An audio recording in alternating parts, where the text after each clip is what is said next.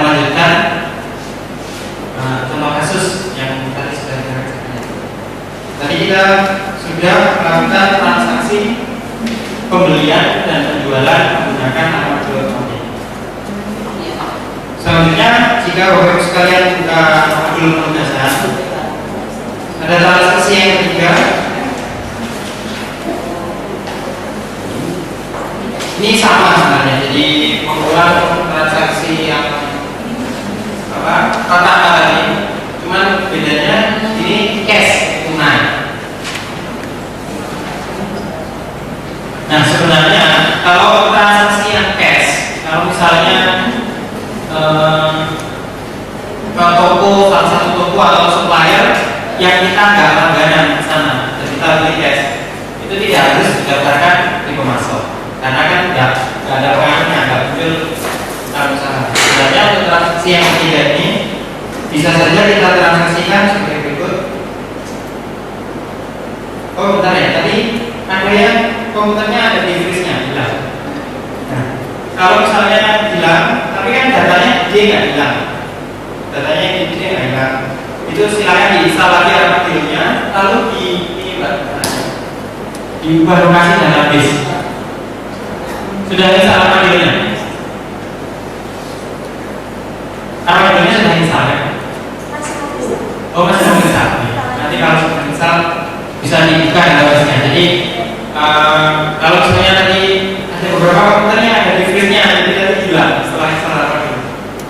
Jadi setelah install kan pakai data lengkap lagi. Jangan membuat data baru. Kalau membuat data baru kita mulai dari awal. Tapi pilih ubah lokasi. Ubah lokasi ini bisa berarti menjadi gede. Nah kita nanti tinggal bisa pilih operasinya yang mana yang mau kita ubah. Dari saya namanya apa ini ya, pilih ini lalu simpan. Nanti langsung membuka database yang tadi, jadi nggak perlu ulang. Oke, sekarang saya lanjutkan. Transaksinya sama aja, jadi sama pembeliannya, cuma bedanya ini tunai. Kalau tunai pada saat pembelian tidak usah daftarkan pemasok, tidak apa-apa. Ini barangnya adalah tepung terigu. Tepung terigu di menu persediaan belum ada, maka kita daftarkan. Cara mendaftarkan barang sama aja kayak tadi, isi baru. Nah di sini ada mobil terakhir. Jadi pada saat kita membeli mobil barang, biasanya kita ingat-ingat terakhir nomor berapa, kalau sudah ada nomor terakhirnya. Jadi kita juga tambahkan aja untuk mobilnya.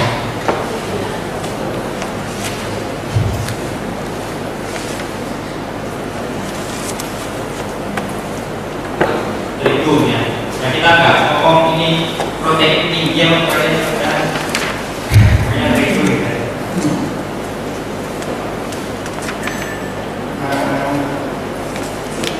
Barang akunnya lalu bautan sama akun B sama seperti tadi. Jadi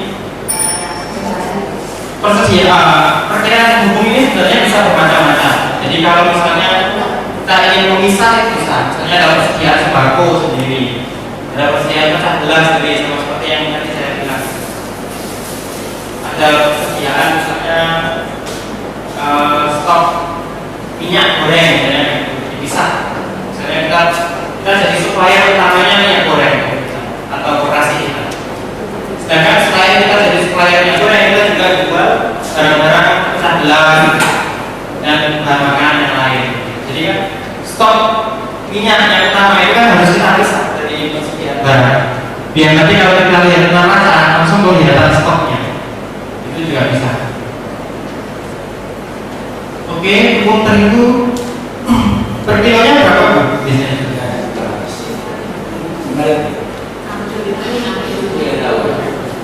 mereknya dibuat 6.000 ya. Kemudian harga jualnya 6.500. Minimum levelnya batasnya 10 kilo, satuannya 2 kilogram. Karena kita mungkin kalau toko retail jarang pakai big unit, ini boleh dibiarkan aja. Normal ini kilogram big unit biarkan kritis gitu di antara harga 1 kritis sama 1 kilogram berapa. Jadi yang diisi hanya normal unitnya aja nggak apa-apa. untuk mempermudah.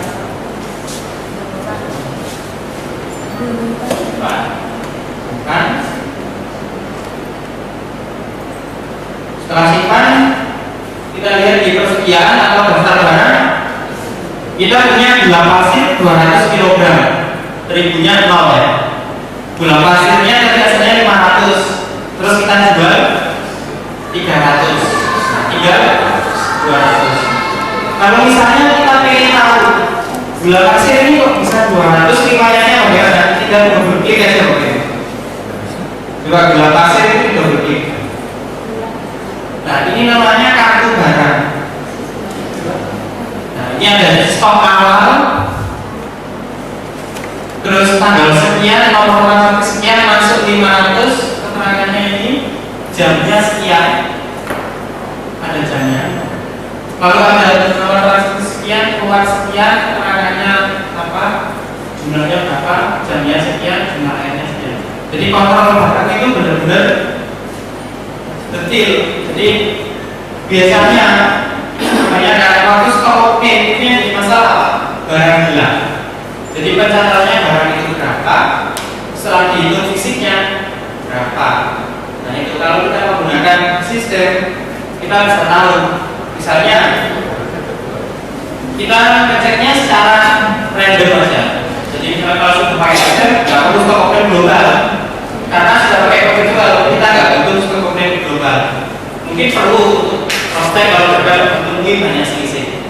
Jadi nanti misalnya pengurus pengawas misalnya ngecek hanya saving aja dari sering barang saving 10 aja.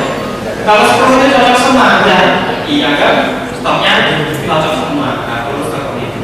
Kalau dari 10 itu kok ternyata lebih dari 50% ya nggak cocok, ya berarti harus di stok ini. Kalau itu tadi ada masalah di catatan. Apakah barang itu hilang atau barang itu, jadi gini, kalau rahasianya apa ya, kasir toko itu kurangnya bagaimana? Kira-kira ada yang tahu? Pakai program tapi kasir toko masih kurang. Itu kira-kira ada yang tahu? Barang itu nggak hilang, jadi saya gini, tokonya di jalan ramai, terus ada sopir truk jalan datang di rokok 10.000, di 10.000 kan? Di program, tampil 10.000. Gak usah pakai kotak lah ya, nggak usah. Transaksinya di cancel, barangnya keluar, uangnya masuk. Nah, kalau nanti pakai program, cancel itu ada catatannya. Nah, itu nanti hasil nggak tahu. Jadi nanti pengurus bisa melihat hari ini cancel itu berapa. Beberapa klien kita di Malang itu ada swalayan itu dikasih tahu seperti itu, terus dia sebenarnya nggak mau tapi dia nyoba kok tiap hari selisih antara apa penjualan dan itu dicek ada yang cancel nggak. Kebetulan swalayannya ada CCTV-nya, dicocokkan jamnya cancel dengan CCTV tahuan. Nah, jadi kalau pakai sistem itu kadang-kadang hal-hal yang nggak kita pikirkan itu bisa dicegah. Nah, kita juga tujuannya kok sekutu, tapi kita mencegah. Terus kilas saja. Oke, selanjutnya misalnya kita mau melakukan pembelian ribu, karena kita belinya cash, kita pemasoknya boleh dipilih pemasok cash. Ada pemasok cash tunai, kita masuk aja pilih cash, keterangannya misalnya pembelian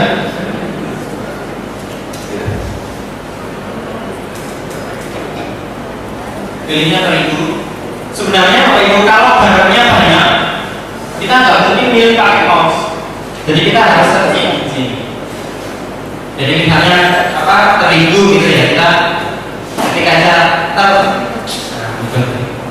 jadi kita nggak mungkin pilih.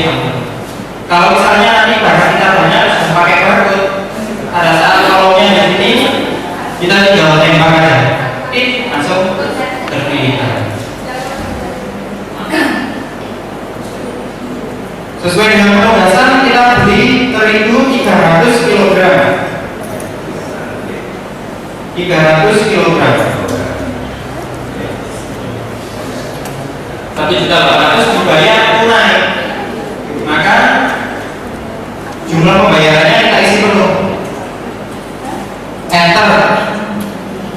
Pembayaran jumlahnya 1.800.000. Bayar uang muka 0, sisanya 0. Langsung kita simpan.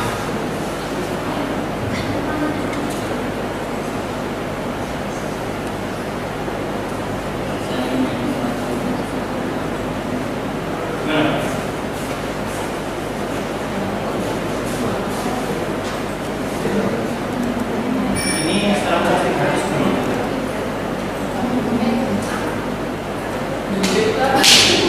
Kita gimana itu?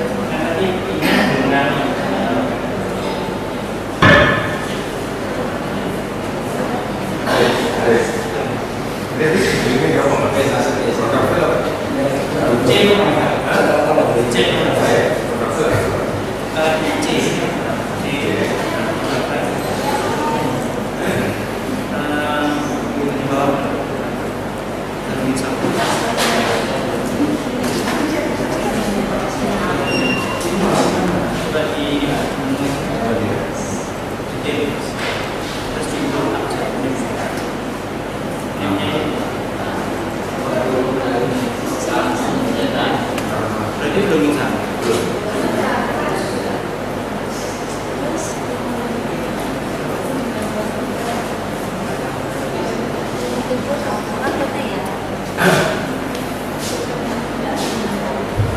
Bapak dan Ibu ya, kita kalau tadi mengikuti yang di depan ini mungkin ada keterlambatan.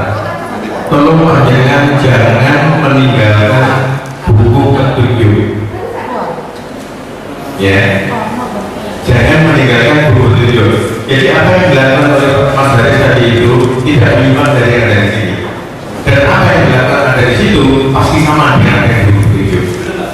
Jadi kalau ada nanti kerja ada yang tidak jawabnya itu begitu. Oleh karena itu, nanti silakan dicoba-coba. Ini mungkin tidak. Dasar khawatir, pasti nanti akan bisa dengan buku itu. Dan jawabnya pasti itu. Karena begini, apa yang ada di buku itu kita ambil dari sana. Jadi jawabnya pasti itu. Tanda-tandanya sudah kita sesuaikan. Oke, dicoba ini. Oke.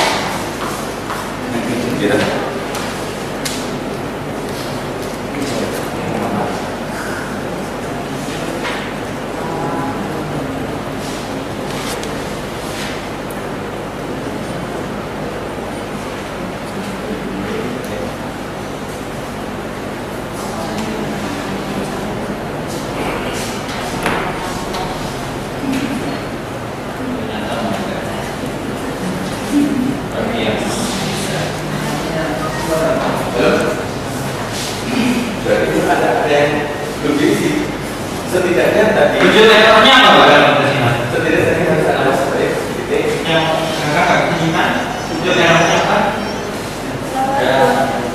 Nah ini bagaimana? Ini kan masukkan apa tadi? Tinggal siapa pembelian?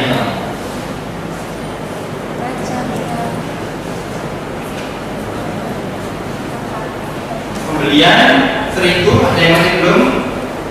Caranya klik menu pembelian, lalu dipilih pemasaran cash karena kita lebih tunai. Keterangannya belum diisi, misalnya pembelian itu.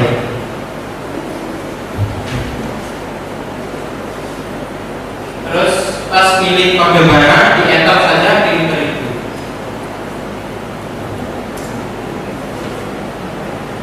Kita isi jumlahnya 300.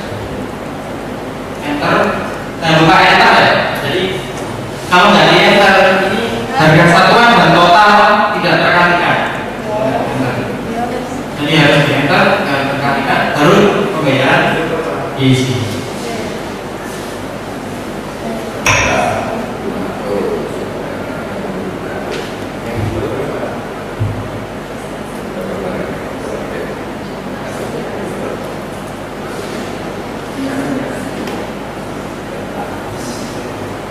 Oke, ini ada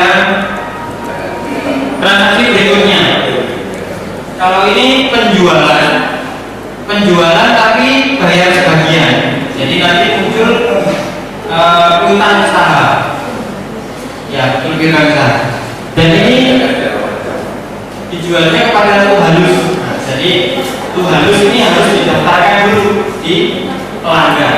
Jadi ini salah satu anggota. Tadi kita daftarkan di pelanggan. Nah, tadi pelanggannya baru ada kanal ya. Lalu isi baru. Kalau pelanggan perkiraannya adalah piutang usaha. Kalau pemasok piutang usaha. Dan ini kita pilih piutang usaha. Kodenya AR 0002. Oke, namanya Tuhalus. Seharusnya kita pilih 100 aja. Tadi saya habis tulis Tuhalus juga enter aja.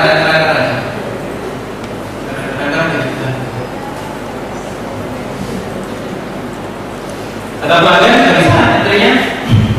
Jangan pakai, tinggal isi kode. Perkiraannya pilih piutang usaha, lalu kode nama. Salesnya pilih sales kosong atau sales script kita oke. Nah, sehingga pelanggan ada 3, ada cash, terus ada 2 anggota. Sekarang kita mau melakukan penjualan. Penjualannya isinya ada syaratnya, ada kriterianya maksudnya.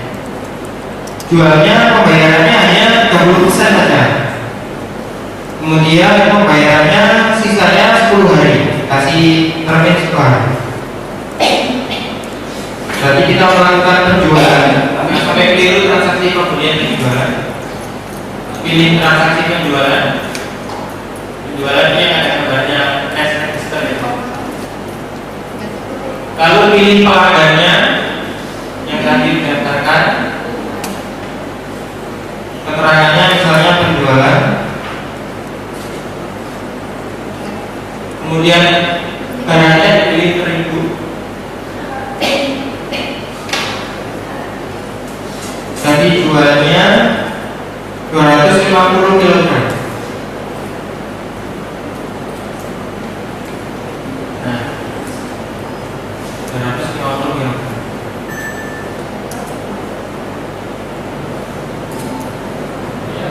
Oke, bayarnya 30%. Berarti berapa ini? 162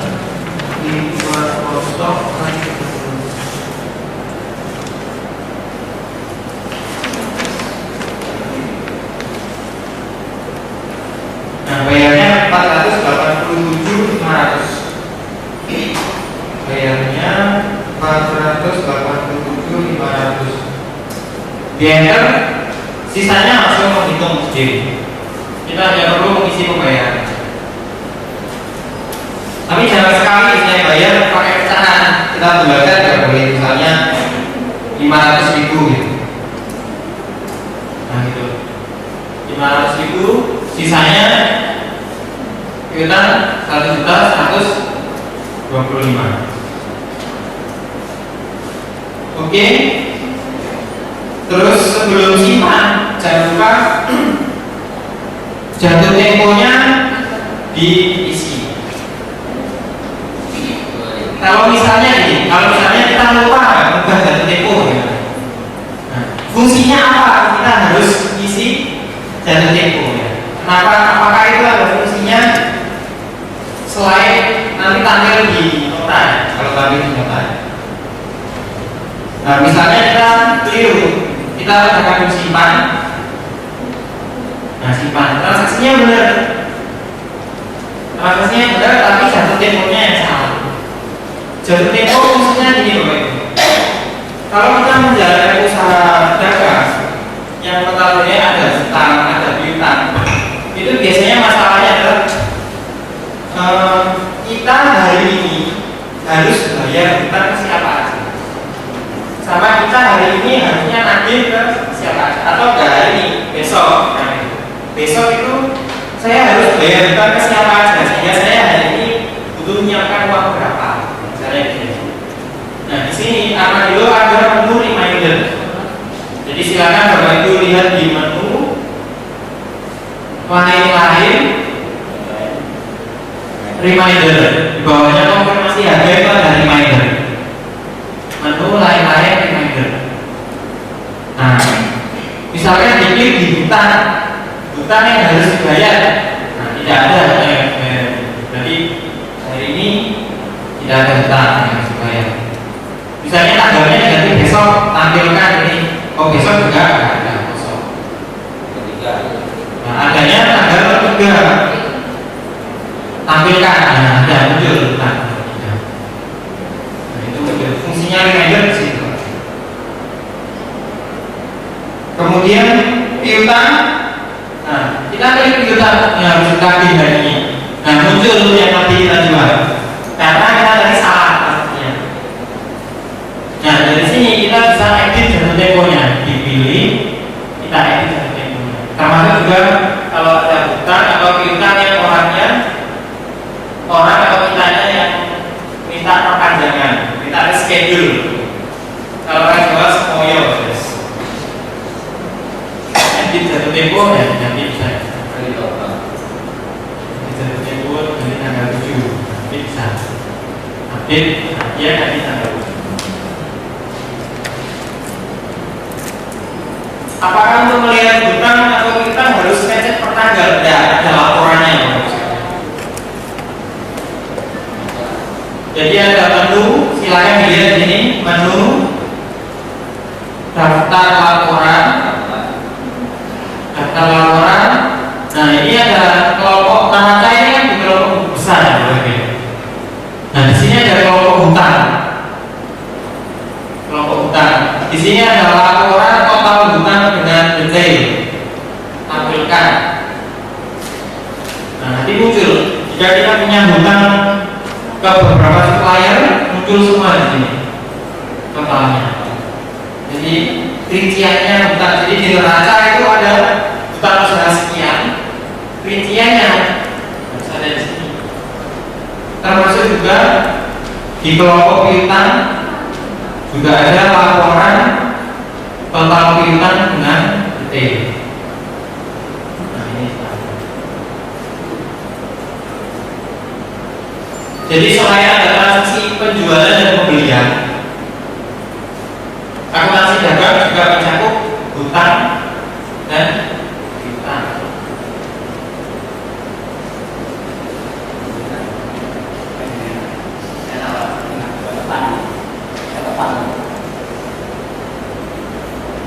Ya, kalau menggunakan program itu yang penting cara mengoperasionalkannya benar, laporannya benar semua. Tapi kalau cara mengoperasionalkannya salah, ya salah semua. Sampai laporannya juga salah. Masalah. Kalau kita melakukan kesalahan bagaimana program? Kalau aman dulu, transaksi tidak bisa dihapus. Jadi kalau salah, transaksi tetap ada. Solusinya bagaimana? Kalau kita melakukan kesalahan, kuncinya adalah kita lakukan lagi transaksi yang sama tapi nominalnya minus. Contohnya, kita tadi membeli 300 kg, nah cash ya, terigu. Kita mau mengkoreksi itu, salah. Kita mau nulis 300, keliru 30, jangan simpan. Jangan ditransaksikan 270 untuk kurangannya. Sebenarnya kan sama aja, tapi nanti kalau diaudit tidak sama cara nota yang ada dengan laporan yang di komputer. Jadi dilakukan transaksi pembelian, jumlahnya minus 30. Nah, nanti dibayarnya juga minus sekian. Nah, jadi nanti stoknya balik, kita lakukan lagi transaksi yang benar. Itu kalau jadi dua kali. ya kalau Dimainkan kemudian transaksi yang ini untuk istilahnya membalikan posisi semula, kemudian dilakukan lagi transaksi yang benar. Intinya di mana? Kalau kita mau istilahnya itu jurnal balik. terakhir kembali. Minus. Ini contoh ya, contoh ya. Kasih contohnya. Oke. Misalnya transaksi setelahnya. Ini pembelian ATK. Nah, ini kalau ATK itu sebenarnya ini salah ini apa? Penugasannya. Penugasannya salah. Seharusnya kalau ATK bukan lewat pembelian, kecuali kita memang toko ATK. Tapi kalau ATK itu untuk keperluan kita sendiri, berarti itu masuk biaya. Misalnya kas keluar tadi ada ATK, biaya ATK 150.000 ya.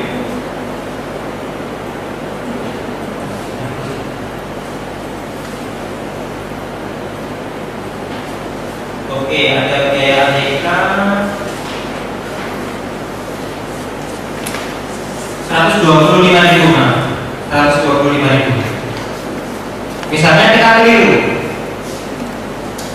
keterangannya, kalau biaya jangan lupa tipenya ke kas keluar, makanya kita suratkan. Nah, keterangannya beli ATK,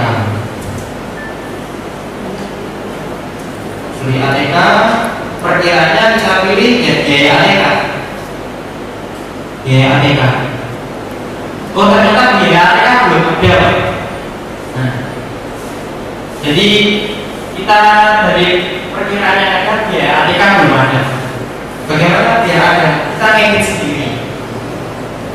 Jadi kalau pakai program, jangan khawatir kalau misalkan laporan keuangan antara ibu satu dengan ibu yang lain beda, atau bapak satu dengan bapak yang lain beda, karena masing-masing operasi punya akun sendiri-sendiri ya. Di program kita juga gitu, sebelum menjalankan kita perlu men-setting akun atau perkiraannya. Silakan dibuka di menu operasional, jurnal, menu operasional, jurnal, lalu daftar perkiraan. Nah, sini muncul daftar perkiraannya.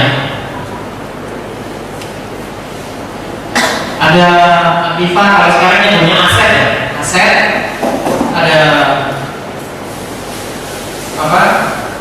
Hutang, ada ekuitas, modal, ada pendapatan, PP dan biaya. Nah, kita bisa berpindah grup ke biaya. Tadi yang belum ada adalah biaya ATK atau biaya alat tulis kantor. Bagaimana cara menambahkan? Kita lihat aja nomor yang terakhir. Nomor yang terakhir 06.1902. Maka kita mau menambahkan akun baru, tinggal nambah satu angka aja, 06.1903. Biar ada di bawahnya biaya investasi bank. Biar di atasnya biaya lain-lain. Kita tinggal isi baru saja. Grupnya kita ganti ke biaya. Nomornya kita isi 1903. Perkiraannya di sini biaya ATK.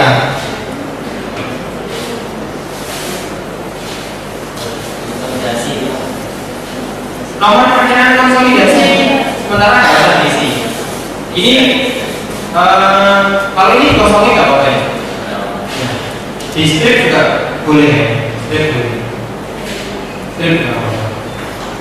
Tingkatannya diberikan detail. Jadi dipilih grupnya dulu. Kalau dipilih aktiva, nomor perkiraannya otomatis kepalanya 01. Kalau grupnya dibeli modal, kepalanya otomatis 03. Kalau grupnya dibeli biaya, kepalanya otomatis 06.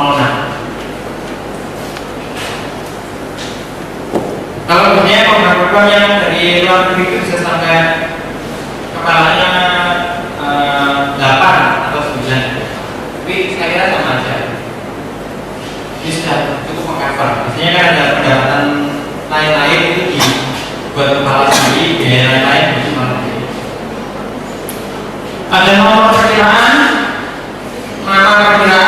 perkiraan konsolidasi itu contohnya program ini bisa digunakan untuk konsolidasi. Jadi misalnya unit toko, kita punya unit toko bangunan, kooperasinya punya unit toko swalayan, kooperasinya lagi punya unit distributor misalkan yang lain ya, kemasan. Nah, masing-masing punya neraca. Diambil kalau kita pengen konsolidasi itu bisa tinggal bikin database baru, kita tarik neraca dari usaha yang pertama, kita tarik neraca usaha kedua, kita tarik neraca dari usaha ketiga. Nah, perkiraan konsolidasi ini, misalnya ada kasnya swalayan, nomornya 1101. Nah, di neraca gabungan dia nomornya berapa? Itu yang dimasukkan di sini. Itu fungsinya seperti itu. Tapi kalau kita nggak pakai konsolidasi itu nggak bisa di sini. Kita simpan aja dulu. Sehingga biaya bertambah ada biaya ATK. Tadi belum ada biaya ATK, sekarang ada biaya ATK. Oke, sekarang kita ulang lagi transaksinya. Jadi ada kas keluar untuk membeli ATK, maka kita transaksikan biaya ATK. Caranya adalah melewati transaksi kas keluar, beli ATK. Nah, nomor perkiraannya sama seperti tadi.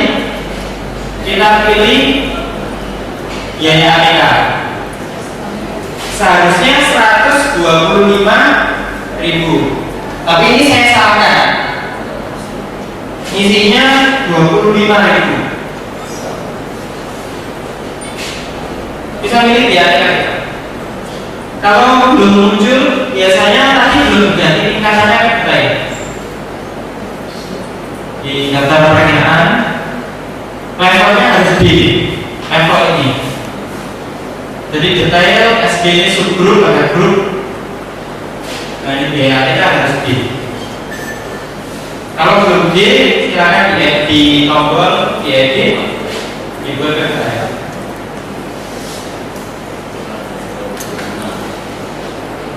Oke, ketika kas keluar, beli ATK,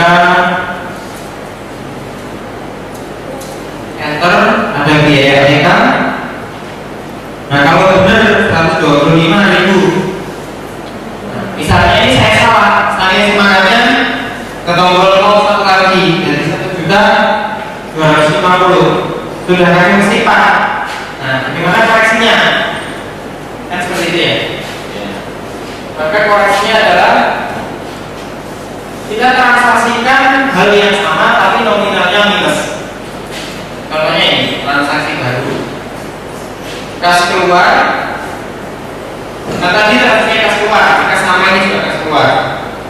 Referensinya string aja, keterangannya koreksi biaya ATK misalnya gitu. Perkiraannya sama, dipilih biaya ATK, cuman jumlahnya minus 1.250.000. Nah, ini koreksinya disimpan.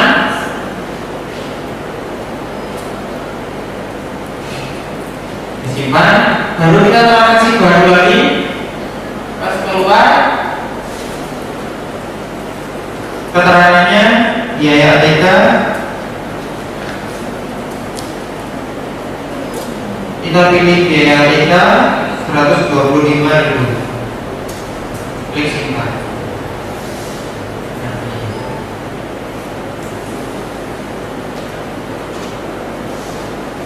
Kalau mau lihat rekamannya yang enak lewat sini boleh. Kita lihat laporan bentuk kas. Kita tadi belum lihat buku kasnya ya. Buku kasnya. Buku kasnya apa dulu sederhana saja. Kita bisa melihatnya lewat menu daftar laporan. Lihat buku kasnya. Lihat buku kas menu daftar laporan.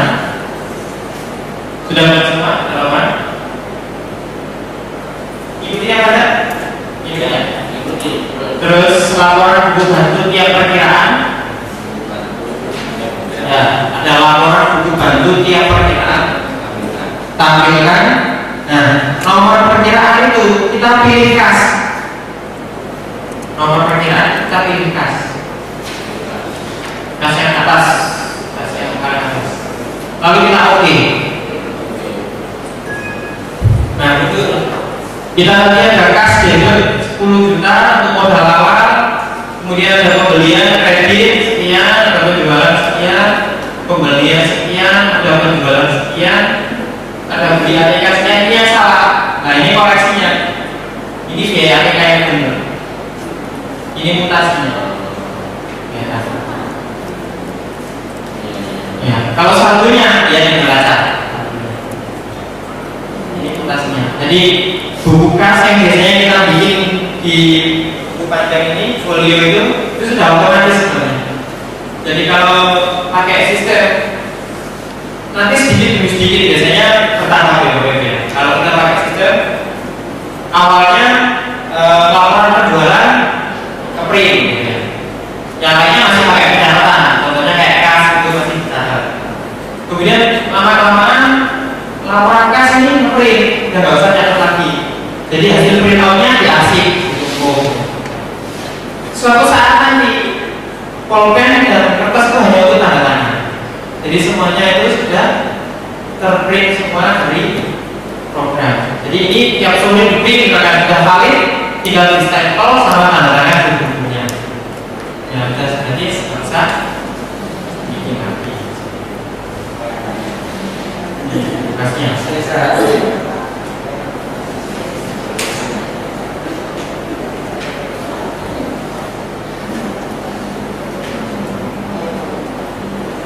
Kemudian kalau untuk menghitung S1 per anggota kan butuh rekapan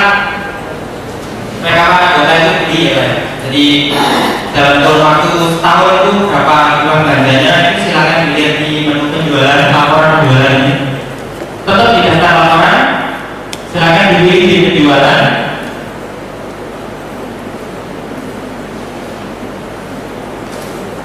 Kemudian pilih menu yang paling bawah, penjualan per pelanggan. Penjualan per pelanggan. Lalu tampilkan. Nah, ini ada kurun waktunya.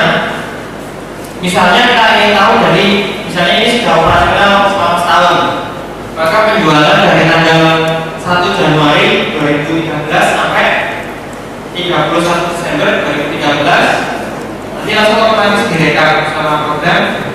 Nah, masing-masing orang itu belanjanya berapa? Total belanja per anggota dia berapa kali belanja, totalnya berapa? Termasuk yang masih ketunggak berapa? Jadi kalau ini kan sudah tunai, bukan hal ini nggak punya utang. Tapi kalau yang harus ini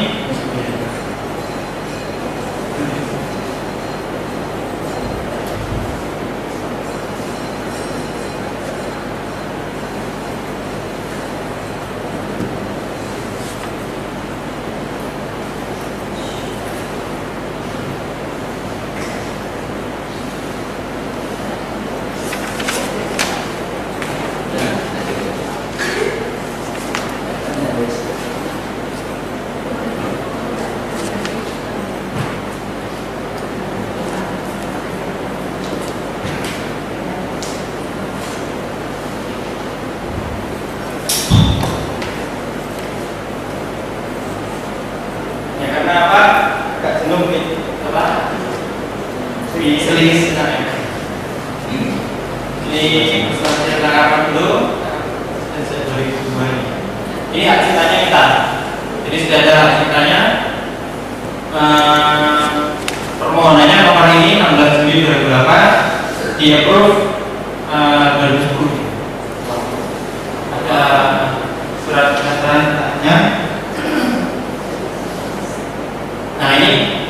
pelatihan seperti ini sudah sering kok ya. Jadi ini pas saya dulu di Mojokerto.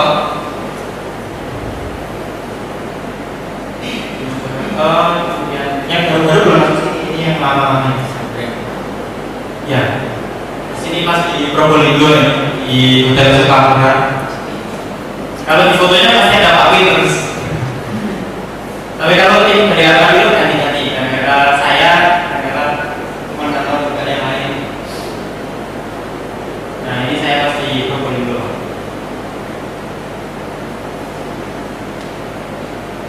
Ini juga di Probolinggo.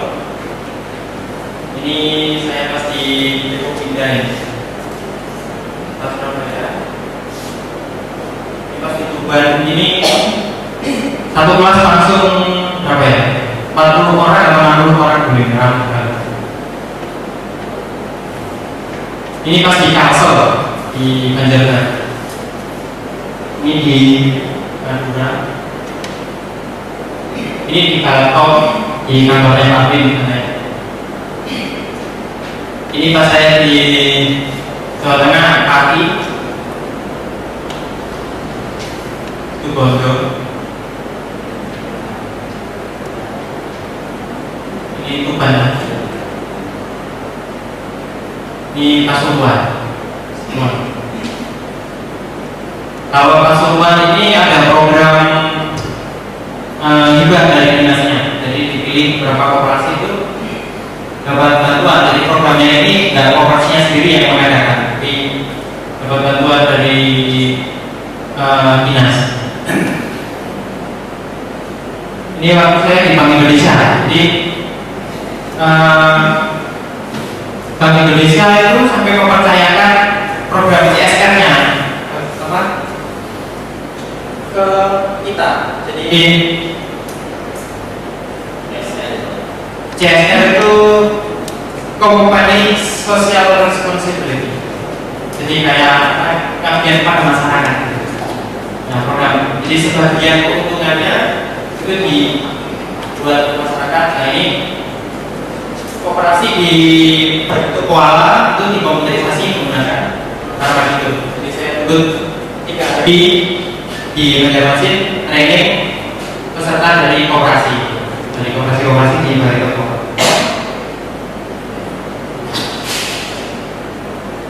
Nah, kalau untuk software accounting sebenarnya bukan yang satu-satunya. Jadi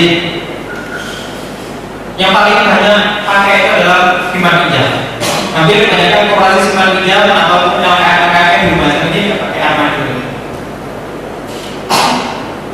Terus ini ada armado accounting yang kita pelajari hari ini. Ada armado kasir. Armado kasir itu tambahan untuk armado accounting. Kalau misalnya kita pengen kayak seperti Indomaret atau Alfamart pakai barcode, kemudian notanya kecil. Nah itu armado accounting ditambah armado kasir. Terus ada SMS instan ini untuk simpan pinjam. Jadi nanti anggotanya bisa cek selalu via SMS. Sebenarnya belum masuk sini ada armado online report, jadi bisa dilihat pakai internet, pakai B itu bisa. Terus ada armado simpan pinjam syariah. Yang syariah itu kita sudah dipakai di 5 lokasi. Yang besar itu di Kopotret, di Pamekasan, sama di Lampung. Di Pegawai Mana itu sudah menerapkan armado simpan pinjam syariah untuk operasional. Nah kalau ini data tahun 2011. Jadi kalau wilayah Jakarta yang pakai armado, Indosat, BRI, Mandiri Sekuritas, PLN, bahkan sampai PT itu kopernya pakai armado. Jadi kalau pakai armado itu sudah tingkatannya sebenarnya sudah nasional. Jawa Barat. Nah, jadi kalau kayak pabrik cat inisiatif itu kopernya pakai armado. Jadi kita memang bukan perusahaannya, kita memang segmentasinya kooperasinya. Jadi bukan perusahaannya. Kalau di Jateng, BTN. Nah, kalau kita negeri 1 Kudus.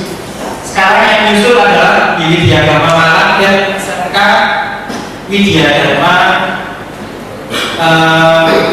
itu di Turen dan SMK Negeri 1 Turen. Itu sudah menerapkan Armadillo sebagai pulau.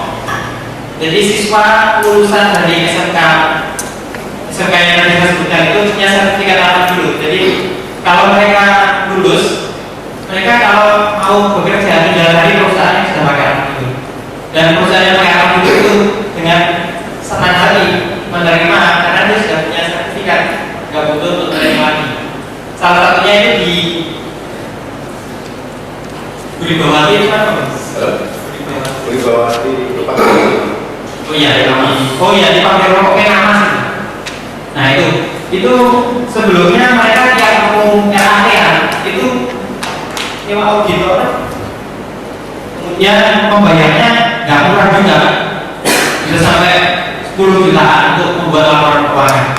Nah setelah mereka menerapkan Armadillo, merekrut 1 anak SMK itu sekarang sudah tidak butuh auditor. Jadi tidak pakai Armadillo, termasuk mengikut S1 per anggota itu sudah otomatis semua. Terus PT KAI, kemudian Kopra Kasa itu susu SPM, pabriknya susu SPM itu kopranya sudah pakai kita. Kalau di Jawa Timur yang paling besar adalah Skut tentunya. Jadi ada 80 KUD sudah pakai Armadillo. Jadi Skut punya USP ada 150 nih, 80-nya sudah pakai Armadillo, nanti punya menyusul bagainya dalam proses.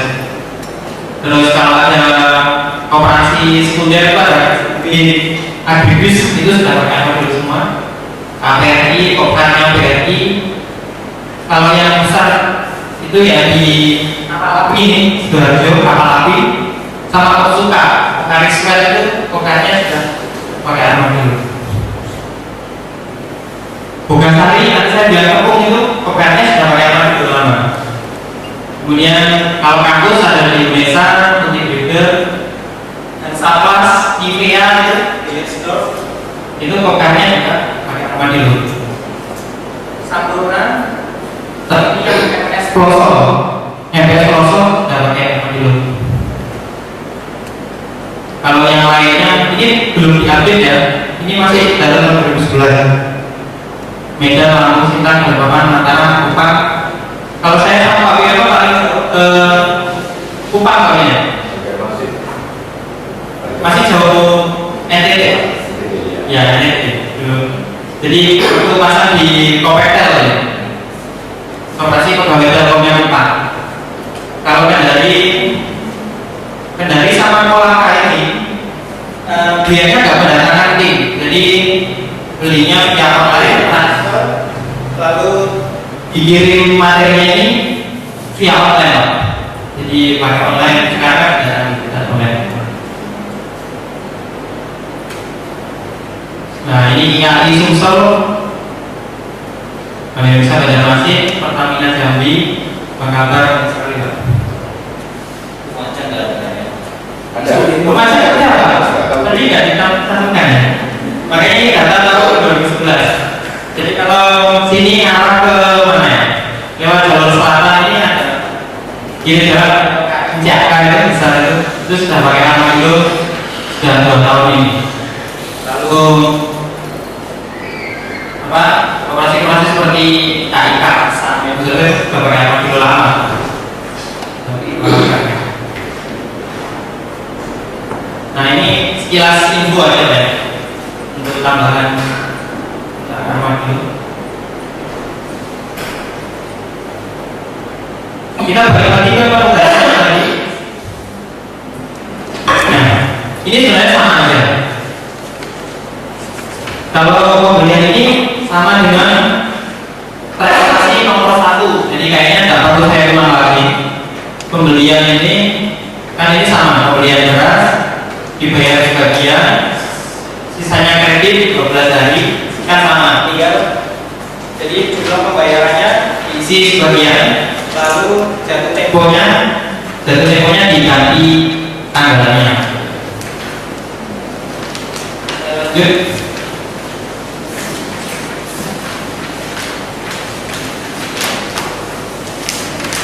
Nah, ini penjualan pada anggota. Ini juga sudah tadi ya, sama kayak transaksi yang kedua. Nah, kita sekarang langsung ke transaksi nomor 8. Nah, transaksi nomor 8 ini belum kita lakukan. Misalnya kita punya uang cash di koperasi, lalu kita taruh di bank. Nah, sekarang rasanya berbeda. Asalnya itu posisinya di kas, di bank. Nah, cara mentransaksikannya ada dua cara. Jadi kalau kita lihat di Armadillo Accounting, di sini ada namanya transaksi kas bank. Kenapa namanya kok kas bank? Kok enggak kas saja? Kok enggak kas stock? Kas saja. Karena kalau kita beli sebenarnya di atas ada jenis transaksi. Ini bisa kita ubah ke transaksi bank atau transaksi kas. Nah, jadi kalau kita setor uang ke bank, kita nabung, itu bisa dua cara.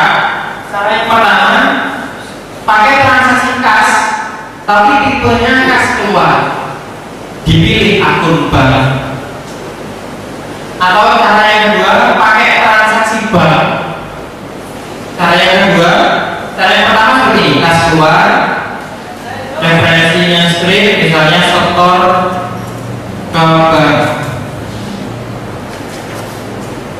Lalu perkiraannya pilih bank, nominalnya 4 juta.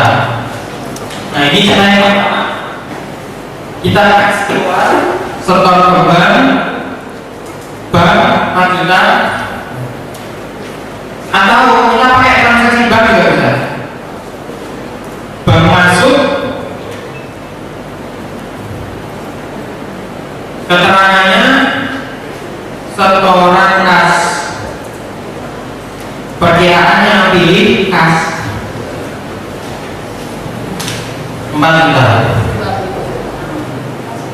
Nah, misalnya kita transaksikan dua-duanya, apa jadinya ya? Misalnya cara yang pertama, setor ke bank pakai metode kas keluar, referensinya straight,